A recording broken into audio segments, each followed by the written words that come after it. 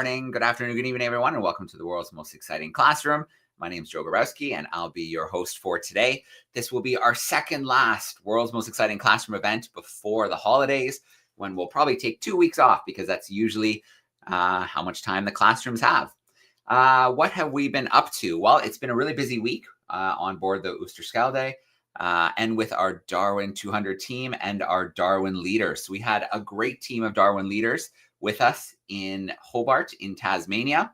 I'm going to share my screen here and I'm going to bring in the map so we can catch up on where we are right now. So if I back up a little bit, this will give you an idea. There's a super cool shaped island of Tasmania down the south of Australia. And then if we back out a little bit more, you can see where we were in Sydney. Before that, the North Island of New Zealand. And today, actually, the ship will be setting sail, leaving Hobart and making its way towards Christchurch, the southern island of New Zealand. We'll have some more Darwin leaders coming on board. And then hopefully after the holidays, I can snag some of our Darwin leaders from New Zealand and our different stops in Australia, and we can get them to share some of their stories with us from the conservation groups they were working in the field with. So that's where we are right now. Very, very shortly, there will be a change because the ship is going to leave Hobart and begin making its way towards Christchurch, crossing the Tasman Sea once again. So I'm going to come back from that screen share.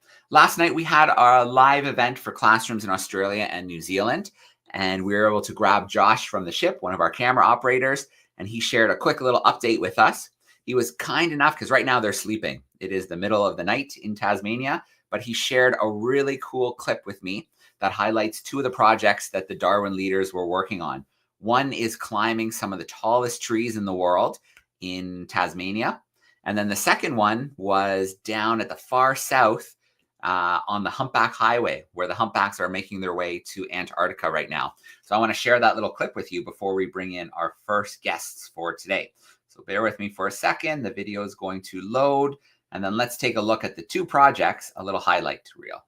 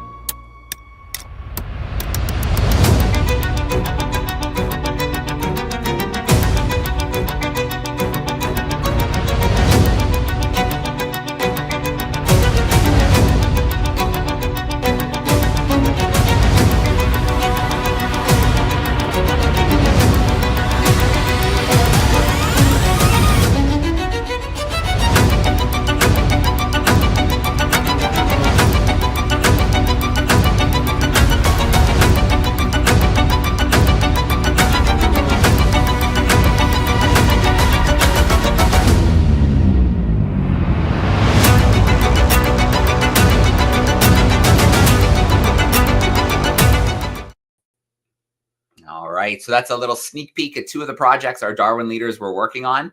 As you can see, our Darwin leaders are pretty tough. Jordan was the one climbing the tree. She's never climbed trees like that before. And some of those trees were over 60 meters off the ground. So that was a pretty big ask. And then Hindari, who joined us down with the humpback whales, she just arrived from Indonesia that morning and got pulled out onto the boat to go out on a 3-hour mission looking for those dolphins and whales. So both our Darwin leaders worked really hard. They had a really good time. And as you can see, they got to do some pretty cool things. So we have to get our first guests in here right now, just to give you a quick rundown of the event. After we hang out with the National Marine Aquarium in Plymouth, we are going to have a brand new experiment. After that, we'll have hopefully Stewart McPherson join us. So expedition leader for the DARWIN200. He has not joined us for a while since he's been running around all over the world, making sure things are ready for the next stops for the Oosterschelde, as well as raising money and things like that we need to keep this expedition going. So he'll join us from the Darwin studio and update us on what he's been up to and some of the cool places he's been visiting. And then to wrap things up, while I was in Australia, I spent 2 weeks with the team and I did 4 dives in Sydney. So I have some really cool video clips that I want to share with you and tell you about some of those dives and some of the really cool marine creatures that I got to spend time with. So that's kind of a rundown of where we're going. So I am now going to head to the National Marine Aquarium in Plymouth in the UK. As some of you may remember, we have had several live connections with the amazing team, the Ocean Conservation Trust, and they've always got great stuff for us. So I'm really excited to connect with the team right now. So let's bring them in live with us. Here we go. All right, team, how are we doing? Oh, I need you to grab the mute for me. We're still on mute. All good? Can you hear us? All good. We got you now. Lovely. Thank you very much for that wonderful introduction. My name is Georgia, and today I'm joined by Helen. And Helen's going to be talking to us a little bit about caring for the jellyfish here at the National Marine Aquarium. But before we get into that, I'd like everyone watching to have a little think and decide for yourselves whether you think a jellyfish is really a fish. Have a little think, maybe tell the person next to you what you think. Is a jellyfish really a fish? Now, if you said no, then you're actually correct. So even though they're called a jellyfish, they're not actually classified as a fish. They don't have a backbone, making them an invertebrate, and they also don't have things like a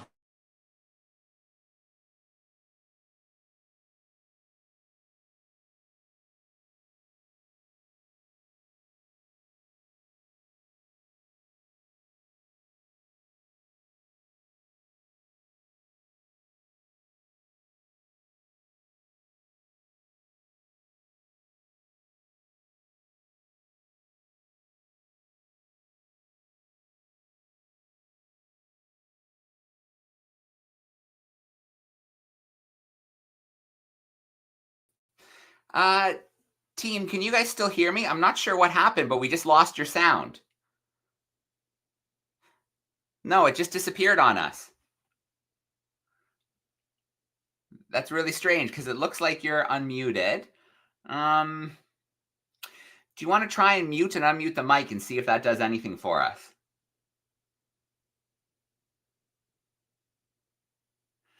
No, that's really strange.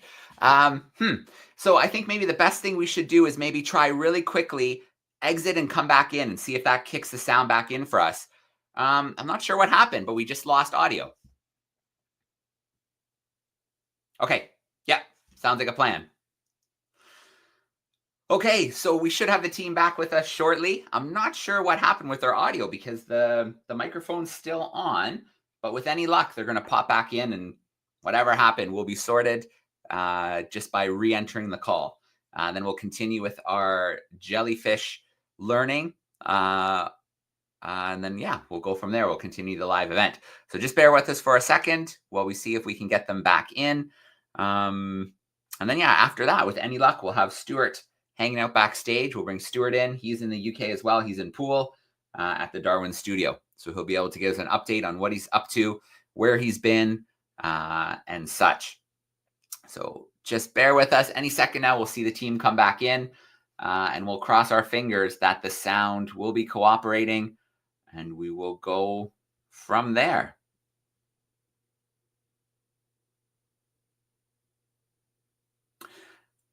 If I don't see them shortly, maybe we'll do our curiosity of the week a little bit early. But I don't see what. Yeah, maybe they're trying something on their end, but we will give them a moment. While we do that, I'm going to take advantage of that to get my screen share ready for the next thing we're doing. There we go. And I'll tuck that backstage for now. Perfect. Okay, just bear with us for a moment. Hopefully they're back with us in a second or two. And then with any luck, we'll have sound, and then we'll continue as we were before. Up next, the Oosterschelde will be in New Zealand, and then it's going to be a very interesting time for those on board because we're going to spend the next seven weeks sailing. They're not going to touch land for 7 weeks. They're going to be in the roughest waters in the world, in the Southern Ocean. They're going to sail in one go all the way from Christchurch, New Zealand, to around the Cape Horn of South America, and then they're going to end up in the Falklands. So that is a crazy voyage. It's going to be really rough waters. It's going to be a long time to be on the ship. They're probably going to hit some storms. and some crazy weather. So we will connect with them as they make their way across the Pacific Ocean. And then, yeah, I mean, hopefully we'll get some videos of some of the crazy oceans that they're going across.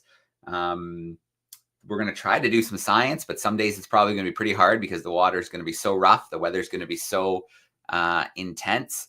So we'll see what happens as they're making their way across the Southern Ocean, some of the craziest, roughest waters on the planet. And then, yeah, we'll make our way to the Falklands. Hopefully we can do something live from the Falklands. From there is another huge leg of the journey. We're going to cross the Atlantic Ocean from the Falklands, but we're going to stop in South Georgia, which is a beautiful island off the coast of Antarctica, absolutely stuffed full of penguins. So that should be a lot of fun. And then we'll end up in Cape Town in South Africa. And I'll be there in South Africa with the team, and we're going to do some fun stuff from the field. We'll probably try a live shark dive and some cool stuff like that. And then from there, we will make our way all the way up along the Atlantic Ocean, along Africa and the UK. And believe it or not, July next year, the 2-year voyage will come to an end. But we'll still have every week our live classroom events leading up until July.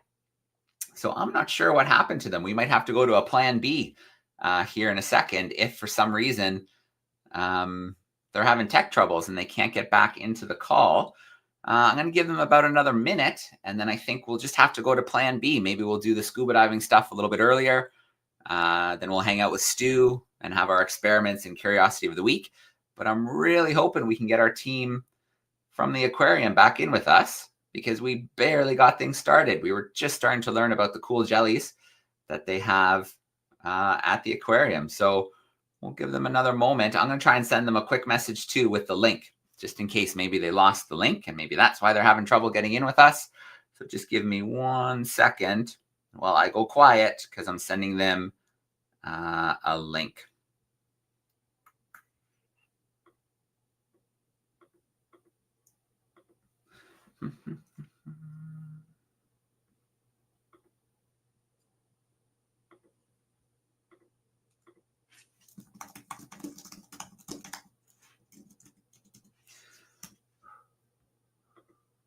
Okay, resent the link to them. Okay, well, while we wait, I'm going to do the answer to our curiosity of the week from last week. And then hopefully while I'm doing that, I bet you once I start playing the video, they're going to pop in behind the scenes.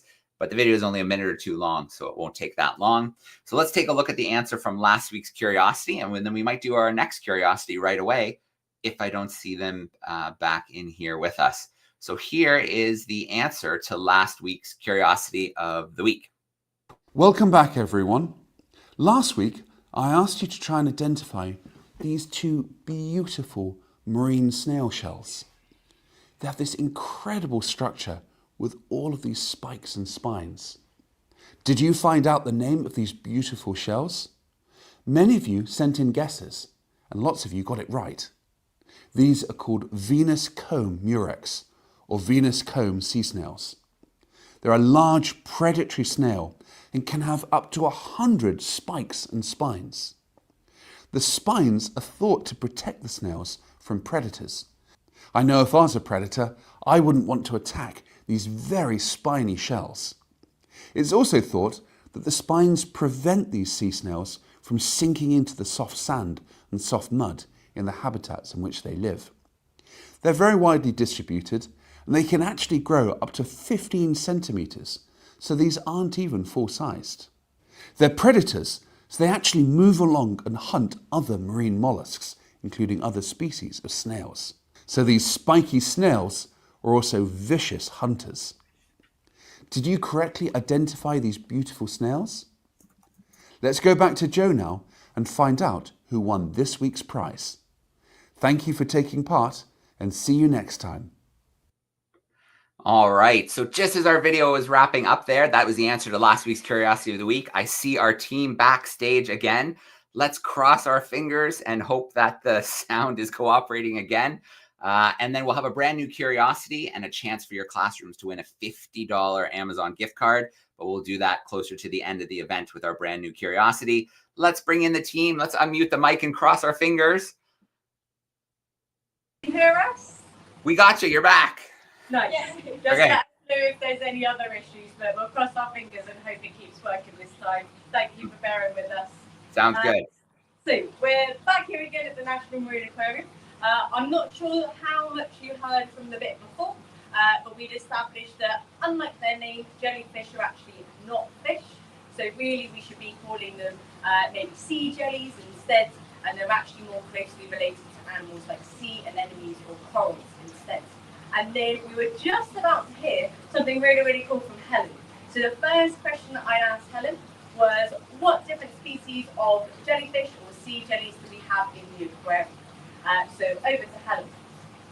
So at the National Marine Aquarium, we have 4 jellyfish tanks that are on display, each of which have a different species in them. So we have Japanese sea nettles, we have Pacific sea nettles, we have upside down jellyfish, and white spotted jellyfish on display. But as you can see, we're not exactly in a public facing place right now. This is our jelly lab. So this is where we have all of the babies of those 4 jellyfish species. But it's also where we have a couple of other jellyfish that aren't on display. So we have our moon jellyfish. We also have our Atlantic sea nettles and our compass jellyfish. So 3 species that aren't even on display, that you guys are potentially going to see today as you have a look around the lab. Very, very nice. And as we go around to the different species, we've got our wonderful Eloise behind the camera, and she can zoom in on those different animals. And my next question for you, Helen, is what kind of care do jellyfish need, and what do they eat? So, in terms of care, it really varies. You can see that I've got 2 tanks here that look very, very different, but they're both very much jellyfish tanks. So most jellyfish tanks, if you look at them, will look more like this one over here. So this is a special type of jellyfish tank called a chrysal. And you can see that it has no corners. All the inside of the tank is smooth lines and circles. So any sort of jellyfish tank that you see has to be in a circle or a cylinder or a donut, anything that doesn't have any corners. Because jellyfish, they don't have a brain. They're not exactly the smartest animals in the world. And if you have a corner in a tank with a jellyfish, it swims into the corner and it gets stuck. So we need to make sure that there's a flow that goes round and round in circles to make sure they don't sit on the bottom, but also to make sure it's not so fast a flow that the jellyfish get stressed out, that they pulse too quickly and use up all their energy. But as well as having this very specialized jellyfish tank, you can see that we've got a couple of other bits and pieces on here as well that are part of just keeping an aquarium running. So we have a biotower at the back that's full of really good bacteria, called nitrifying bacteria, that helps the nitrogen cycle in the water carry on its way through to get rid of all of the nasty ammonia and nitrites in the water that might hurt our jellyfish. We've also got our little breeding station at the back, but we'll talk about that a little bit more in a second. And then upstairs we have where we make our jellyfish food. So most of our jellyfish get fed something called artemia. Now, some of you might know them a little bit better as sea monkeys. But we use a type of artemia called Artemia salina. And we feed the artemia to our jellyfish every day, and they get fed twice a day. But some of these jellyfish are a bit unusual because they're what's known as medusivores, which means they're jellyfish that eat other jellyfish. Now, obviously, we don't want to feed our jellyfish to each other, so we use different types of gelatin instead to make fake jellyfish for them. Because the jellyfish are quite a jelly-like little animal, it's something called mesoglia. We can recreate that using fish gelatin and different types of algae that we can mix into it and make it the right consistency, the right texture, but also full of all the right nutrients. Very, very nice. Just in case you can't quite see on the screen, I'm just going to ask Eloise just to zoom right in, get a little bit closer, just so you can get a nice close-up shot of these jellyfish in here. These are the upside-down jellies. And then you touched upon it a moment ago, Helen, about breeding the jellyfish. So could you give us a little bit more information on how you do that and why you do that? Yeah. So jellyfish are really important parts of many different ecosystems. So these little guys here, the upside down jellyfish, you can see we've got a couple of different sizes, a couple of different ages. So we've got our little tiny baby ones all the way up to our slightly bigger grown-up ones on the other side. So jellyfish, when they are breeding, they release eggs and sperm into the water, that mix together and make something called a planular larvae. It looks a little bit like a grain of rice with lots of frilly bits around the outside edge. And that planular larvae, it swims around and it swims around until it finds the right place for it to settle onto the bottom. That can be anything from like the roots of mangroves, in the case of these upside down jellyfish. It can be on a fishing buoy or the side of a boat or a dock or pretty much anywhere, as long as it has the right conditions for them to thrive. And these little larvae, once they settle down, they turn into something called a polyp, which looks a bit like a sea anemone. It's got a little foot that sticks onto the rock or whatever it's attached to, and then has the little tentacles that stick straight up in the water. And in that polyp form, the jellyfish can stay quite happily, not looking anything at all like a jellyfish. And it will stay as this little polyp until it goes under something called strobulation. And that is stimulated by different things for all the different types of jellyfish. For some of them, it's temperature. So for the upside downs, that's an increase in temperature. For our moons here, it's the decrease in temperature. So these guys best breed when the water gets really cold and then warms back up again, while the upside downs breed best when it gets warm and then cools back down. Others, it's something in the water like the amount of food or the amount of a particular type of nutrient. And what happens when this little stimulus appears, that polyp starts to stretch, and it stretches and stretches and stretches, and then begins to split. And it will split off and form something called an ephyra, which is a little tiny, usually only about half a millimetre across, tiny little baby jellyfish. And one polyp, for certain types of jellyfish, can make hundreds and hundreds of these little baby ephyra. Other types, they're known as monodisc jellyfish. They only make one ephyra per polyp. So sometimes you only get one little baby, sometimes you get hundreds. That's why we have so many upside downs. These guys breed all the time. And that little baby ephyra swims around, gets to eat lots of food, grows up, and eventually becomes what's known as a medusa or an adult jellyfish. And then cycle all starts again when those guys are ready to breed and make their own eggs and sperm and little baby planular larvae. It's really important that we're able to breed our jellyfish because they have really short lifespans. Most jellyfish only live to be about a year old. Some of the longest living ones are maybe a year and a half, especially in captivity. So we don't want to be going out and taking jellyfish from the wild all that time. Whereas we can breed them here, we can make sure that they've got really good, strong genetics. We can make sure that they're really healthy, they're good quality jellyfish, and they have the best life from the beginning all the way to the end. Very, very nice. Thank you, Helen. Jellyfish are known for their stinging abilities. Is there anything special that you have to do working here to avoid being stung? So every jellyfish has the ability to sting, but depending on what jellyfish it is, depends on how much we actually feel that sting. So if you picture the jellyfish sting a little bit like a harpoon, so it's a little hook with a trigger and a little venom sac. So when that trigger goes off, the harpoon fires. But if it's a little jellyfish that's only got a little harpoon, it bounces off our skin and we don't even feel it. If that's the case with these guys, the moon jellyfish, often people will say that, oh yes, they don't sting. They're trying to sting you, you just can't feel it. So with these guys, we can clean their tank without having to worry about necessarily wearing gloves or anything. The same with the upside down jellyfish, we can clean their tank without necessarily wearing gloves. But some of our larger, slightly more painful jellyfish that have a much more powerful sting, we go very careful that we're not touching their stinging tentacles, or we're wearing protective gloves to make sure that we're not having any contact with the tentacles. For me, I've been stung by a jellyfish so many times I don't really feel it anymore.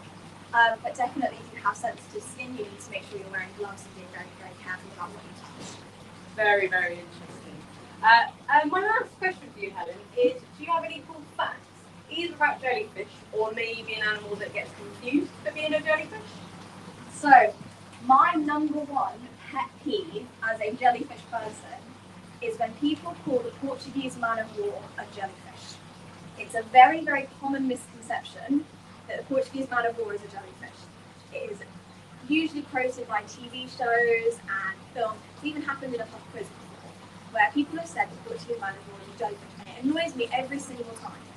because the Portuguese man-of-war is actually a very closely related species of animals called a siphonophore. So it'd be like saying a jellyfish and a coral are the same thing, or a jellyfish and an anemone are the same thing. While the Portuguese man-of-war looks like a jellyfish and acts like a jellyfish, it's not a jellyfish. It's actually a whole group of organisms working together as a whole. So it's not even one animal. It's actually several working together. So there's a specialised group that are the floats at the top that looks a bit like a jellyfish's bell. There's a specialised group in the middle that are the feeding bits, doing all the digesting. There's a specialised bit at the bottom that's where the stinging bit part happens. Specialised bit that's got all of the reproductive parts, but it's all working together as a whole, despite the fact it's actually multiple different parts. Whereas a true jellyfish, like these guys, are just one animal, properly being a jellyfish. So they're part of a group of jellyfish animals called cyphozoan jellyfish. They are the true jellyfish. You also have a couple of others in there as well, so the cubozoan jellyfish and the hydromedusas, but the true jellyfish are the cyphozoan jellyfish.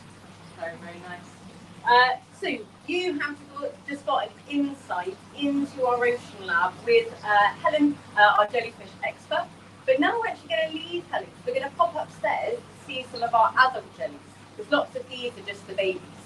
So we're going to say goodbye to Helen, and then if you want to follow me with me, we're going to head upstairs.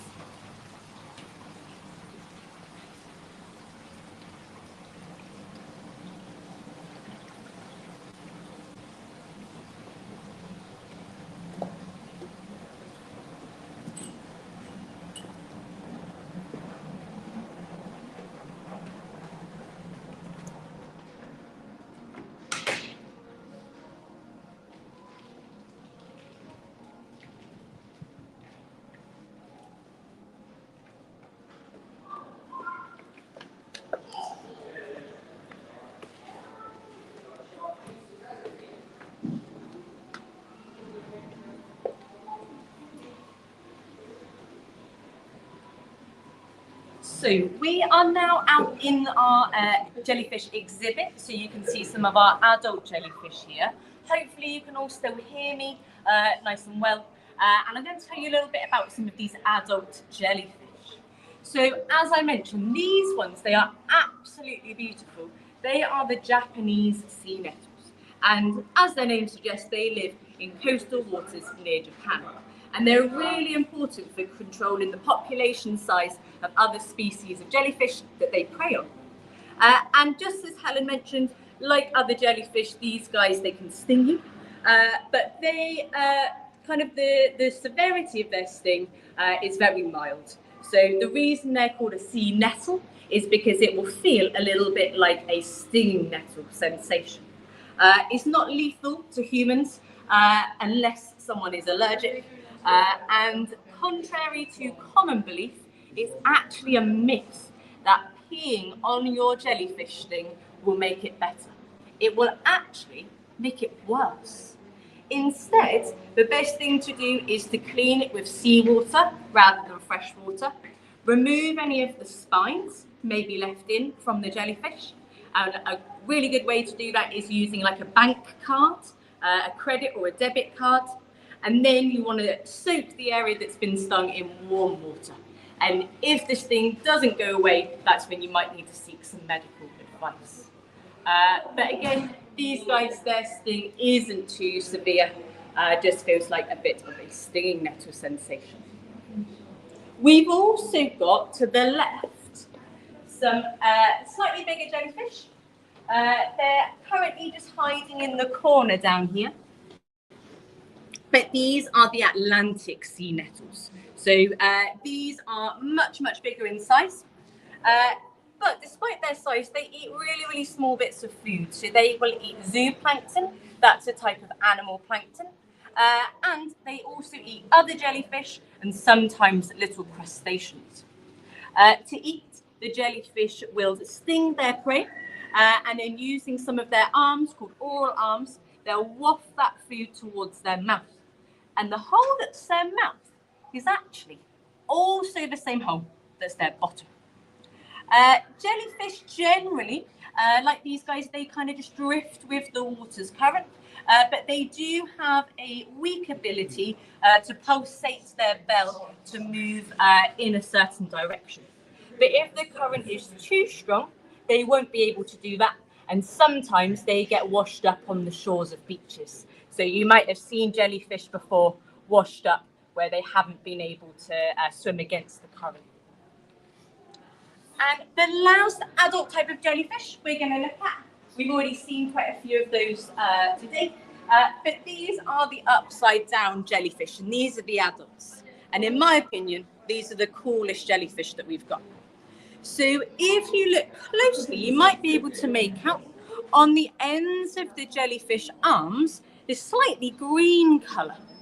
And just like we mentioned downstairs, these jellyfish are unusual because rather than having their bell on top and their tentacles at the bottom, they are upside down.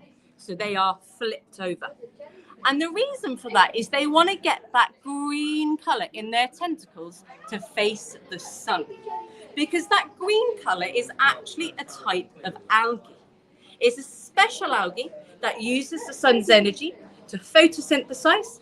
That means that the plant is creating food, and then it can give some of that food back to the jellyfish animal. And this relationship is called symbiosis. Now, one of the pictures that I sent through to Joe that he might be able to show now is quite a funny relationship between these upside down jellyfish and a crab. So sometimes crabs will actually use these upside down jellyfish as hats. And you can see that on the screen now. And they do that for protection. So by having that little hat with the tentacles facing upwards, it means that other animals aren't going to want to try and eat the crab because they are going to be faced with a nasty sting from the jellyfish. Now, these upside down jellyfish, they can grow to about 40 centimeters across in diameter. But the largest species of jellyfish is the lion's mane jellyfish. And Joe has got another picture to show you that now. And the lion's mane jellyfish, it can be found in waters around the UK and Ireland and further afield. And their tentacles alone can reach over 30 meters in length. That's longer than a blue whale.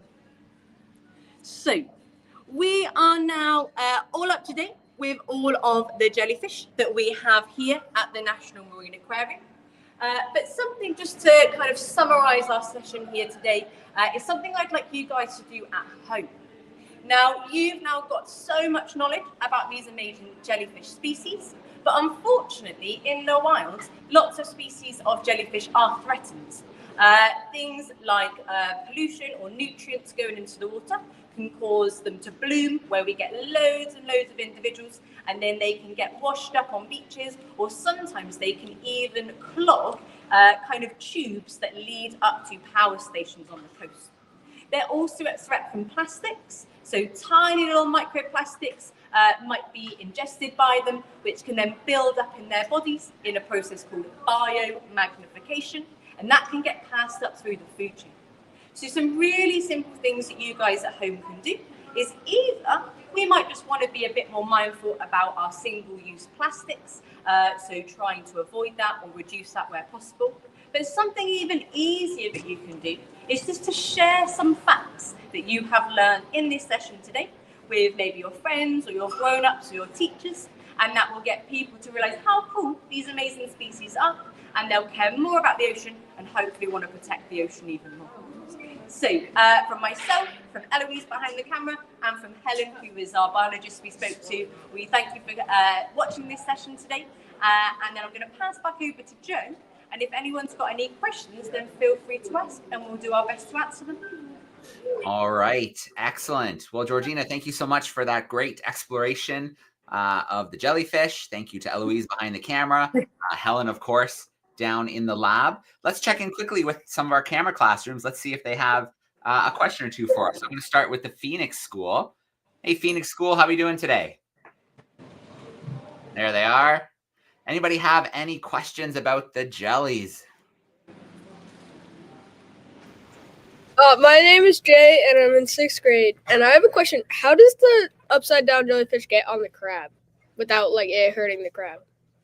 So if you imagine that's the bell part and those are the tentacles, they actually can pulsate that bell part quite well.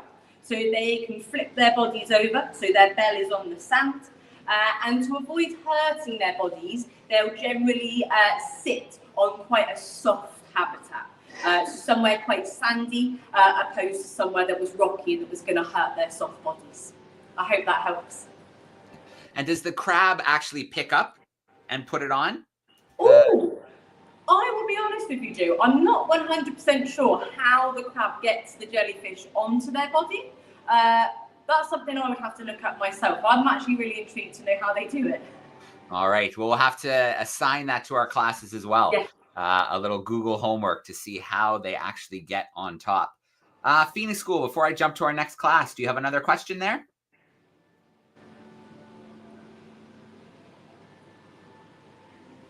My name's Audrey. I'm in 8th grade, and I was wondering, when in the circle tanks, how there's like the different lights changing through like the different colors. Is that just to make the tanks look more interesting, or does it have an effect on the jellyfish's perspective? Partly to make it more interesting, but it kind of shows up different parts of the jellyfish's body as well. If I ask Eloise to turn around, I'm just going to go to the other side of this tank and I'll put my hand against the glass and you'll see bits of my hand will actually start to glow. And it's the same with the jellyfish. So the lights in here, again, it's just to make it a bit more interesting, give the animal a bit more colour and just, kind of encourage people to come and look at it. So I'll just run around the other side and you might be able to see what I mean about pressing my skin against it and it'll make it glow.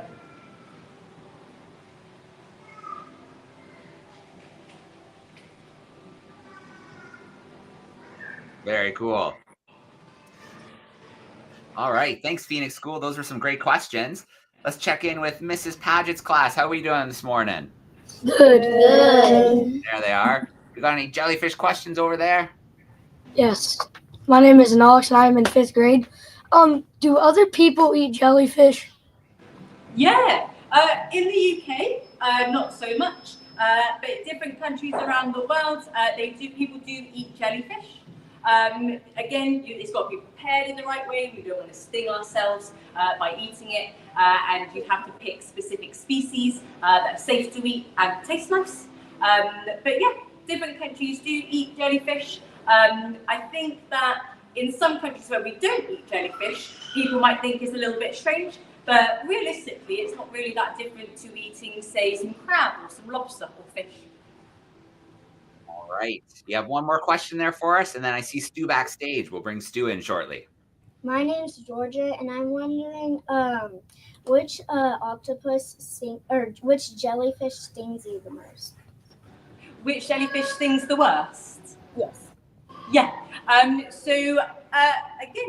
in the whole world, I would need to do a little Google to check that. But out of the jellyfish we've got in the aquarium, I know it is these guys. It's the Atlantic sea nettles.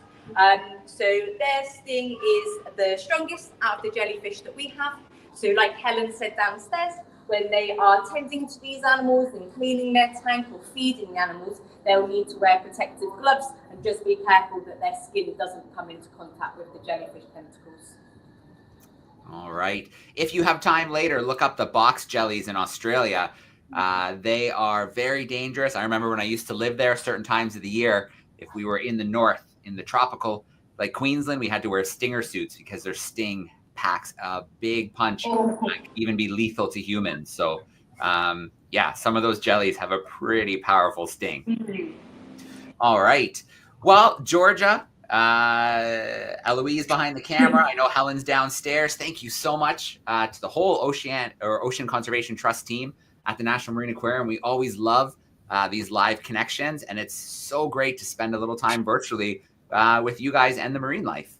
It's been absolutely great, and I think my colleague Jess and Emily are going to join you next week. So if you're tuning in again next week, you'll see more from here at the aquarium. All right, perfect. I'll put in the other class that's backstage. You guys want to give bye to Georgia, bye to Eloise? Thank you for watching. Okay. Bye-bye. All right. So we will tuck everybody backstage for now. Thank you, Georgia. And we're going to go to the UK, where we have Stewart McPherson, our expedition leader, hanging out in the Darwin studio. Hey, Stewart. Hello, Joe. It's lovely to see you again. Yeah, it's good to see you. Last time we were hanging out, we were in Sydney, Australia. It was pretty good. That's right. Yeah, that's absolutely right. It feels like yesterday. Well, weren't those jellyfish interesting? They were amazing. Yeah, absolutely. They have a great program at the aquarium. We got to see how they reproduce and how they're breeding. I think 6 or 7 different species that they have there. Yeah, that's absolutely fascinating. They're amazing marine organisms. All right. Well, Stu, while we have you, you've been a busy guy. You've been running all around, but I think it might be worth talking a little bit about Sydney and Australia. And we had such a big event there. I think, if you want to talk a little bit about kind of what we got up to, the DARWIN200 team, while we were down under. Yep. Well, this was one of the biggest cities on our voyage itinerary. We actually had 8 amazing Darwin leader projects take place over in Australia, and you're going to meet them soon. We'll bring in the Darwin leaders to the world's most exciting classroom, and you can talk to them and ask questions about their projects and programs. We had all sorts of projects, from koalas to platypus to endemic trees and many, many other projects. And believe it or not, the ship is now in New Zealand. Now in Tasmania, in Hobart. It's about to go to New Zealand. And literally just this morning, we had the presentation ceremonies down there in Tasmania. We had some really cool projects, including one Darwin leader studied the canopies of the trees. So their entire projects was undertaken up on ropes in the treetop canopy, looking at the amazing ecosystem and the conservation of the animals and plants way up in the canopy, up at tree level. So it was a pretty amazing project. Anyway, over the last few months, well done everyone for taking part in all of the natural history curiosities of the week and all the experiments that Joe and I have been running.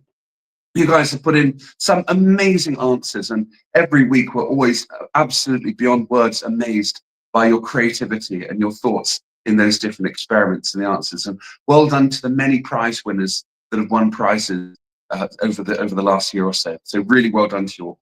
We've got a whole range of projects coming up, a whole range of new experiments. I'm actually filming them all of this week and next week to have them ready for when we come back after Christmas and the New Year. So we really hope you'll come back and join us after Christmas and be part of the experiments and the curiosities. The ship is also doing some pretty interesting things. So it's, as I say, it's in Hobart today. It actually leaves in 2 days' time and sails all the way across the Tasman Sea to New Zealand. It then has a brief stop just after the New Year in Christchurch.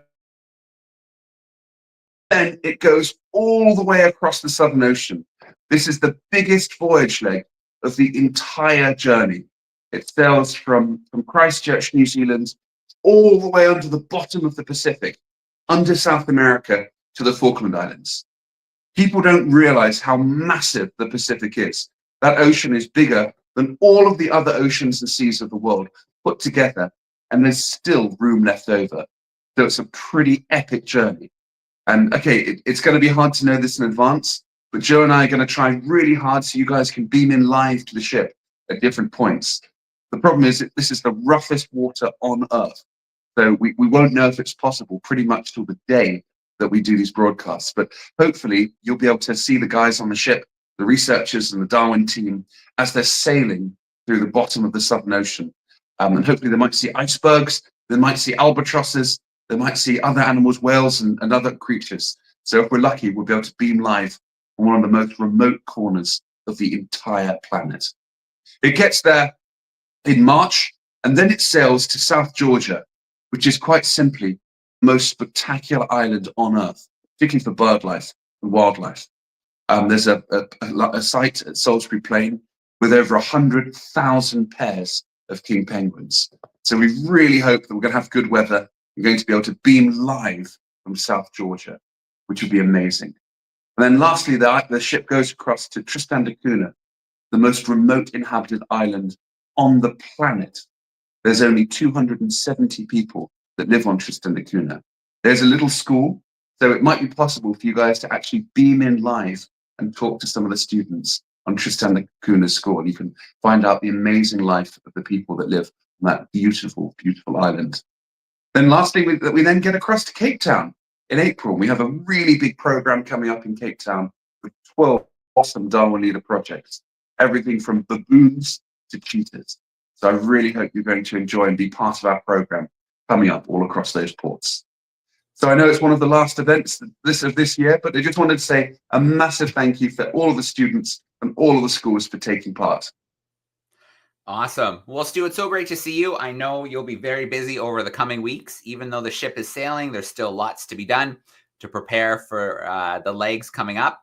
I can't believe that we're I would almost say that we're almost in the home stretch after the Christmas break. There's still a lot of amazing places to visit. We're going to have a lot of cool events live from the field.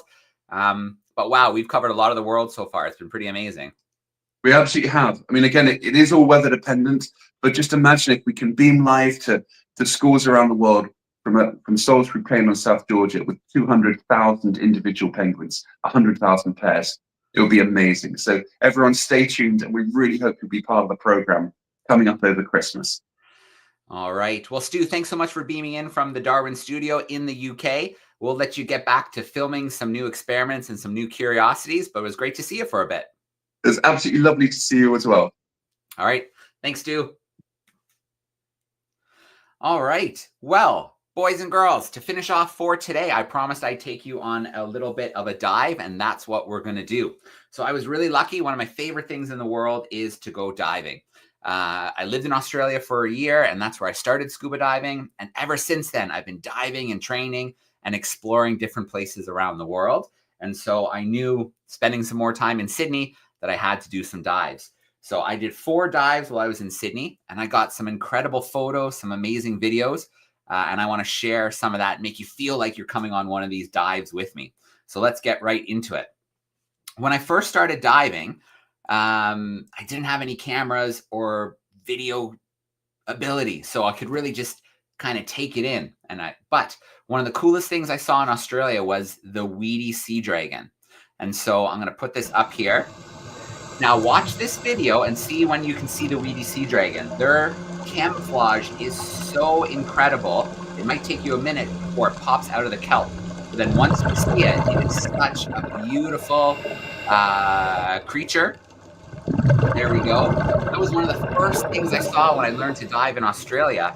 So I was excited to get back into the water and have a chance to see them again, and this time be able to film them and take some photos. So this one here, we saw 3 over the course of the 2 dives, which is pretty lucky because a lot of divers will go and they'll see none because their camouflage is so good. You can see this one here. You can see the way it moves through the water. It's got some little fins along its back that propel it through the water. Sometimes people think they're seahorses, but they are different from seahorses. There's the leafy one, the weedy one that we're seeing here. And then off the coast of southern Australia, there's the weedy ones. The leafy ones. They look quite a bit different. So if you have some time, search the leafy and the weedy, and you can see the difference between the 2 of them. But they're endemic to Australia, so they're only found in Australian waters. And it was pretty special to get a chance to see this one and to film this one. Now, related to them, we have the seahorses. And so right near the beginning of this dive, in between some of the rocks, we found a seahorse called a white seahorse. So I want to share this little clip for you. This is a seahorse that's under threat due to human activities. And so all around the waters of New South Wales, they have these things called seahorse hotels. And the seahorses live there. They're protected there. They can breed there. And it's kind of like a safe little space for the seahorses and helps boost their numbers, these seahorse hotels. So this is a white seahorse. They're endemic to the waters around New South Wales. So it's very cool to get to see. And you see we put a little bit of light on it. You can get a little bit more of the color, a little bit more of the pattern. So that is the white seahorse. So these were 2 dives that we did off of a national park just outside of Sydney. It was at a dive site called the Steps. So it was very cool to get to do those dives. A couple days later, I went to a place called Magic Point. which is in the ocean side outside of Sydney. We had to take a boat to get out there, and then we jumped in. And then there were sharks and cuttlefish and blue groupers. And I want to share this wobbegong. So I've always wanted to see a wobbegong. They're also called carpet sharks.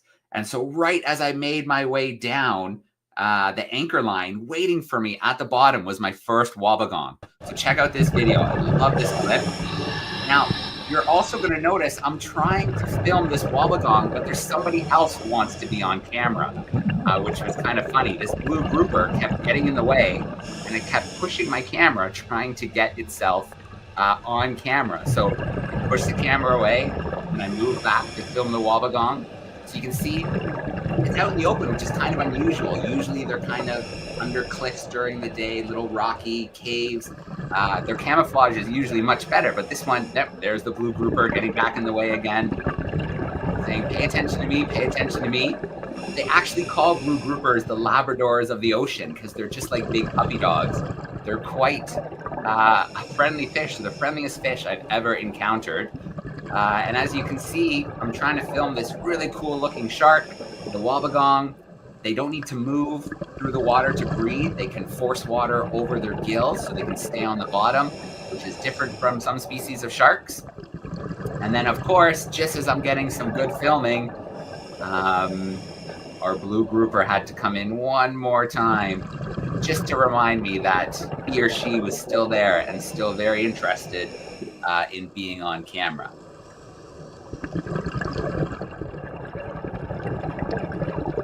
There we go. There's our blue grouper coming in one more time. All right. So there were other species of sharks off Magic Point. I want to share. This is another shark that I think is pretty cool. This is called the Port Jackson shark. So again, they spend a lot of time near the bottom. You can see their body is a little bit different than your typical shark. They've got two horns above its eyes. It lays eggs in an egg case that will eventually hatch. It's got grinding plates instead of teeth.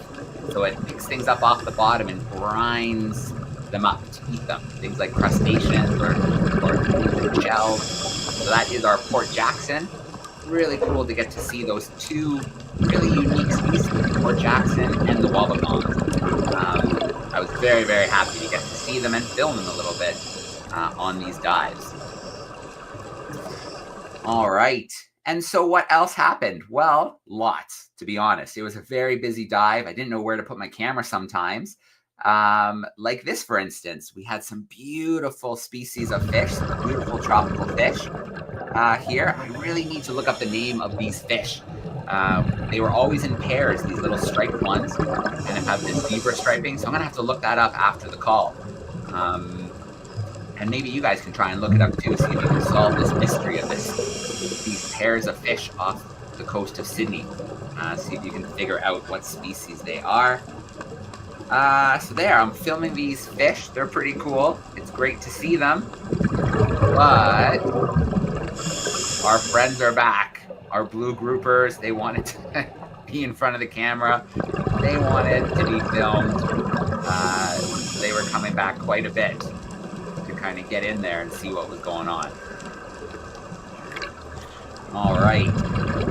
There's two of them. So that's the second one coming in to investigate and, of course, be on camera. They definitely like their moment in the spotlight. And so as I continued diving, I finally figured out what they wanted. I'll show you this little video here. This is what they wanted all along. They wanted attention. And I'll show you the kind of attention that they wanted. This made the fish very, very, very happy. So you can see it really is kind of like a big puppy dog here, like a lab. It wanted a good scratch. So there it is. It's coming nice and close. And it wanted a nice little scratch. So even fish, I guess, sometimes like to have a little pet.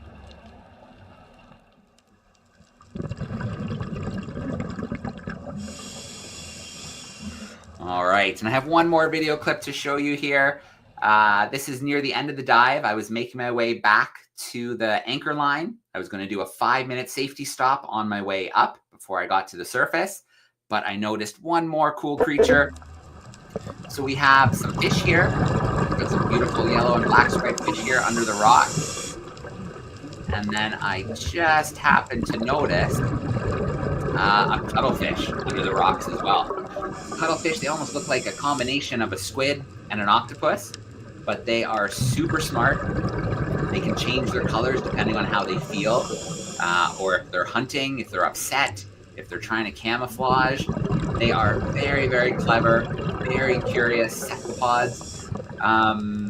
They actually, I think this one was just curious about me as I was about it. You can see it's looking, thinking, watching. Off of Sydney, they have giant cuttlefish that can grow to over 1 meter in length. So this one was nowhere near 1 meter, maybe about 30 centimeters or 12 inches. But they can grow, the giant ones can grow up to 1 meter, which is pretty amazing. So I wanted to take you on that little dive and let you experience what it was like to dive off the coast of Sydney. There is time if we want to squeeze in a question or two from the classroom. So I'll check in really, really quickly. We'll try Mrs. Paget's class and see if they have a question about the diving, being in the water with those cool marine life, the sharks, the cuttlefish, and the weedy sea dragons are so cool. Taylor, stand up. Say your name. I'm Taylor. Have you ever seen a shark on any of your dives? Oh, lots of times. Yeah. That's some of my favorite dives and when I see sharks. So on that dive, I saw 2 species. I saw the wobbegongs and I saw the Port Jackson sharks. But I've been diving with white tip reef sharks, black tip reef sharks, with giant hammerhead sharks, great hammerheads they're called, and they were over 12 feet long. I've been with Caribbean reef sharks and bull sharks and nurse sharks. So I've been really lucky. I've been able to dive with a lot of cool shark species around the world. And guess what? Never once have I ever felt like I was in danger by the sharks, because the reality is sharks don't really want to be around humans that much. Usually they swim away. You don't get to see them for very long on a dive. And, if you look at the whole world, about 100 people worldwide are bitten by sharks, which if you think about it, millions and millions and millions of people swim in the ocean every single day. So people definitely aren't on the menu for sharks. Lots of times someone might step on a shark or bother a shark, or sharks make mistakes. Like surfers look a lot like a seal or a sea turtle if you're looking from down below, especially early in the morning or later in the evening. So sharks have a bad reputation. I've had encounters with sharks all over the world, and I've never had a problem scuba diving with a shark.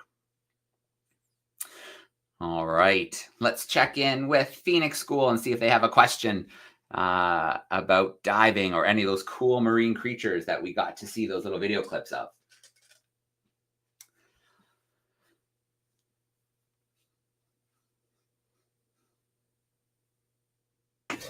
I wanted to wonder, why did the shark not bite you?